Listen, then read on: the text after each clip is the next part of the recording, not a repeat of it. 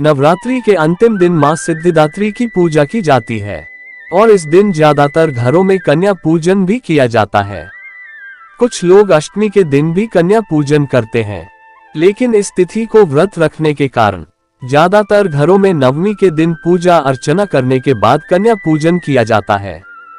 कन्या पूजन यानी कंजक पूजा की परंपरा हमारे समाज में कई सालों से चली आ रही है।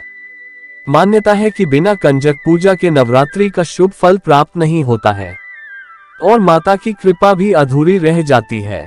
कंजक पूजन में 10 वर्ष तक की कन्याओं को बिठाकर उनको दुर्गा स्वरूप मानकर पूजन किया जाता है। इसी परंपरा को कुमारी पूजन के नाम से भी जाना जाता है। आइए जानते हैं कैसे करनी चाहिए कंजक पूजा और क्या है इसका महत्व।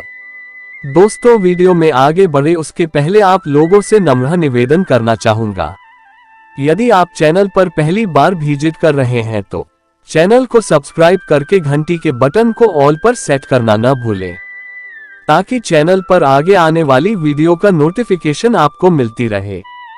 2 से 10 वर्ष की कन्या का करें पूजन।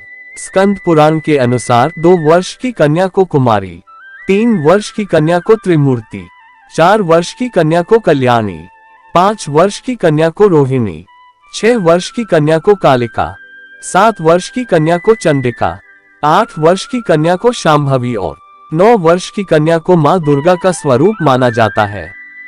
वहीं 10 वर्ष की आयु की कन्या को सुभद्रा कहा जाता है। कंजक पूजन में कन्याओं की संख्या 2 से कम और 9 से ज्यादा नहीं होनी चाहिए। कंजक पूजन में एक छोटे से लड़के को जरूर शामिल करें, जिसे बटुक भैरव या लांगूरा कहा जाता है।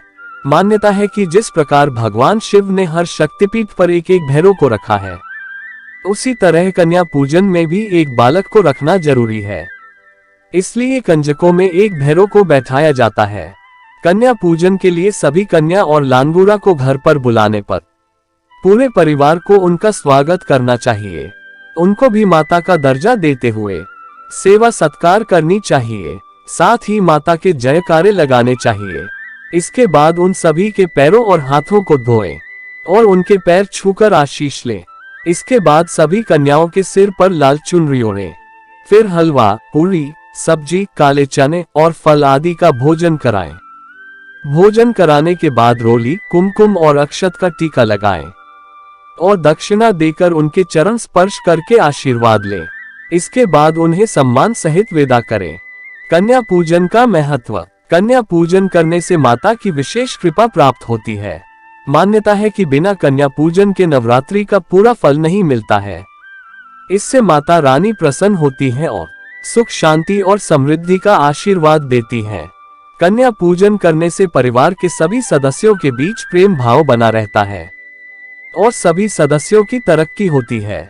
2 वर्ष से लेकर 10 वर्ष तक की कन्या की पूजा करने से व्यक्ति को अलग अलग फलों की प्राप्ति होती है।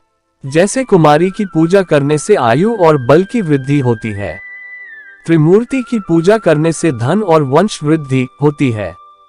कल्याणी की पूजा से राजसुख मिलता है तथा विद्या, विजय की प्राप्ति होती है। कालिका की पूजा से सभी संकट दूर होते हैं और चंडिका की पूजा से ऐश्वर्य व धन की प्राप्ति होती है। शांभवी की पूजा से विवाद खत्म होते हैं और दुर्गा की पूजा करने से सफलता मिलती है। सुभद्रा की पूजा से रोग नाश होते हैं और रोहिणी की पूजा से सभी मनोरथ पूरे होते हैं। दोस्तों, वीडियो में दी गई जानकारी आपको कैसी लगी? आप हमें कमेंट बॉक्स में जय माता लिखकर अवश्य दें। धन्यवाद।